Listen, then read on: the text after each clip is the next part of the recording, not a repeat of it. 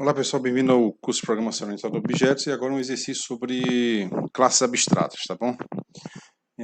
Então imagine esse diagrama de classe aqui, eu coloquei isso, uma hierarquia de tipo, então como seria criar essa hierarquia de tipos de operações matemáticas? Então, imagine uma classe abstrata chamada operação matemática, que tem um método, né, abstrato chamado calcular, que recebe dois parâmetros que seriam os operandos 1 e operando 2, né?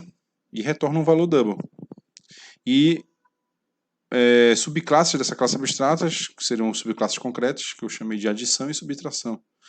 Onde, como são subclasses concretas, elas vão sobrescrever o método calcular, implementando, no caso da adição, a soma entre os operandos e a subtração entre os operandos. Então, basicamente, o que elas fazem é isso.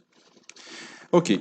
Qual é o exercício? Então, eu quero que vocês implementem, né, essa hierarquia de classes aqui, considerando, portanto, esse diagrama. Então, vocês vão criar...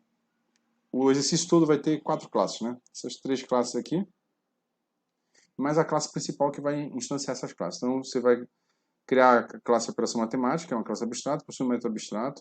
Adição e subtração são especializações dessa classe, e são especializações concretas, né, da classe abstrata. E você vai criar uma classe principal, né, que cria uma lista de operações matemáticas, ou seja, uma lista de objetos do tipo operação matemática. Por que eu falo do tipo operação matemática? Porque uma adição é uma operação matemática e uma subtração é uma operação matemática. Nunca você, como uma operação matemática é uma classe concreta, nunca vai existir um nil operação matemática. Vai existir um nil adição ou um nil subtração. Mas eu quero que você crie uma lista de objetos que tenha dentro dessa lista objetos de adição e subtração, certo? E aí, para cada objeto dessa lista, eu preciso que você imprima os operandos e o resultado da operação. Então você vai imprimir, digamos que eu passei 2 e 3 e o objeto que está lá é uma adição. Então a soma de 2 e 3, o resultado vai ser 5. Então, para cada objeto da lista, você vai imprimir os operandos e o resultado da operação, usando o método calcular. Então você vai varrer essa lista chamando o método calcular, passando os operandos.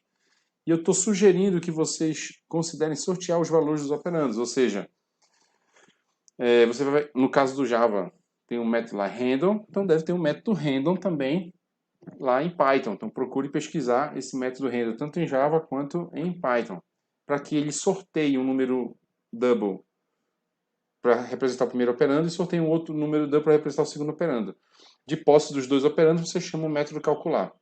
Lembrando que essa lista de objetos que você vai montar, de operação matemática, quais objetos vão estar lá é você que vai definir. Se vai ser uma adição, uma subtração, 2 adições, uma subtração, 3, enfim, quantos objetos e quais tipos de objetos vão ter, é você quem vai definir. Boa sorte, pessoal.